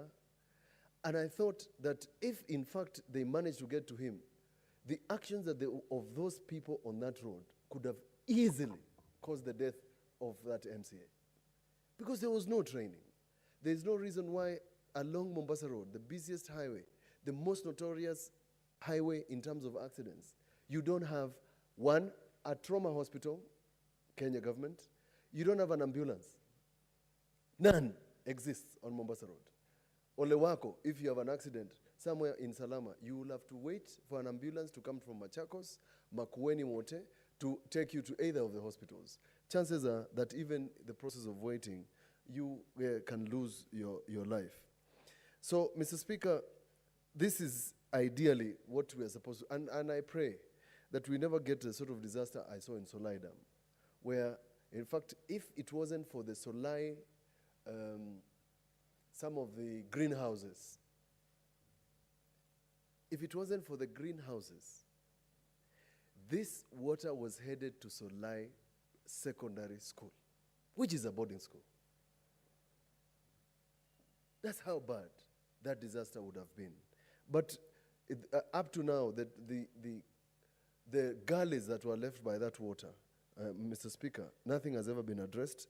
And if you touch this issue, you will most likely get into Nakuru politics, because the owner is a big man, and the others in the national government who think this man is untouchable.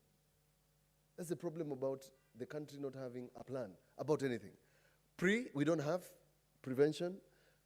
When it is happening, you have no control. And last, when it is recovery, everybody says, like the two cabinet secretaries who were supposed to come to answer the question of fuel levy, they go to a famous song we used to dance to when I was younger. It wasn't me. I don't know. So, Mr. Speaker, this bill is important to that extent. I will not go into a lot of the details of this authority Senator Sakaja has mentioned.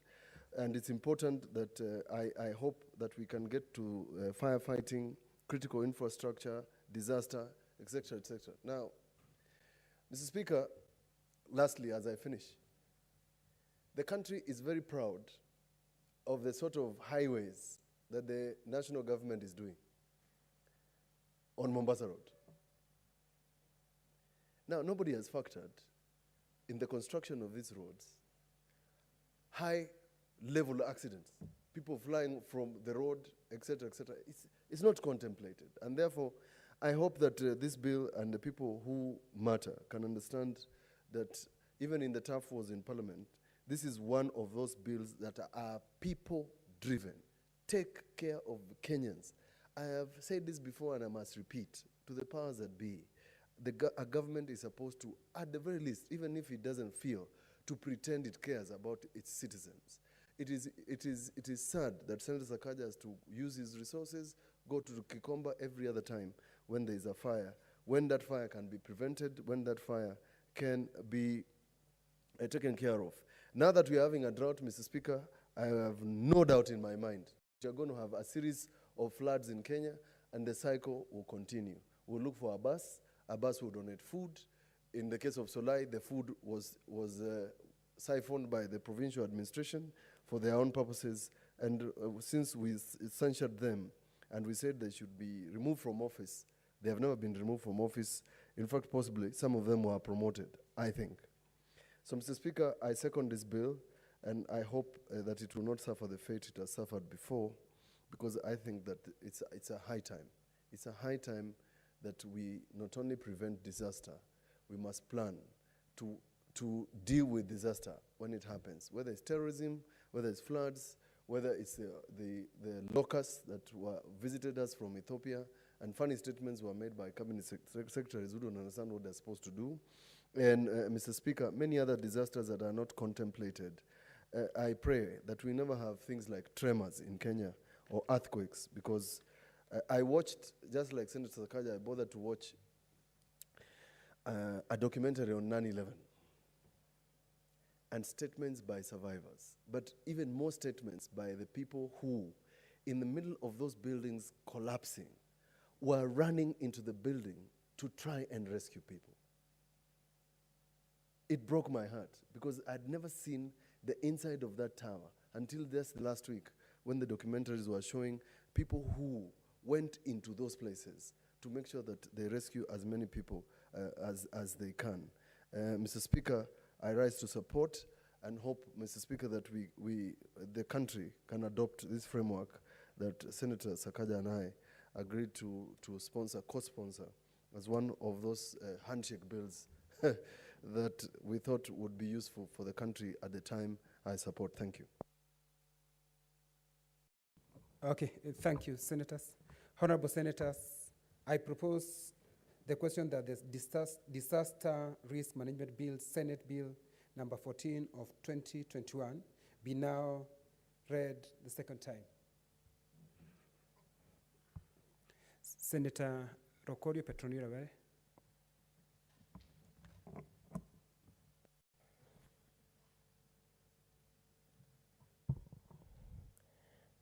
Thank you, Mr. Speaker. I rise to support debate the Disaster Risk Management Bill that is ably sponsored by the ever-energetic Senators Sakaja and Senator Mutula. They represent the future of this country, and we wish them well. They are able to see ahead. Mr. Speaker, I also want to congratulate you. It's the first time I'm seeing you on the seat as a Speaker. I congratulate you. I've worked with you in, I think, all the committees we have been together, and I know your capability and your commitment to work. You will do a good job, and congratulations. Mr. Speaker, this Disaster Risk Management Bill is a good thing that is coming in now, but should have been here as we were establishing government. Because, Mr. Speaker, risk or disaster has always been part of a community. And to imagine that there is no law that is specifically geared towards disaster or risk management is a sad thing. Mr. Speaker, this bill seeks to I'll point out three things that it seeks to set up. The Disaster Risk Management Fund, which will focus on putting resources together so that when there is a disaster, we are not ignoring it or trying to set up ways of getting money, but there will be money ready or resources ready to have that disaster managed, to develop the activities that will help deal with that disaster and have minimal or no effect on the community and the people where that disaster has happened.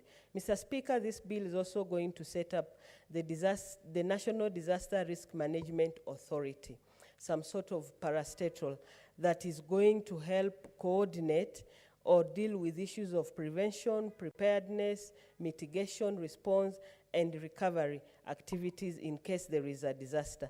Currently, Mr. Speaker, we have the disaster management as a unit, mainly within the Office of the President, or what we used to call previously the provincial administration.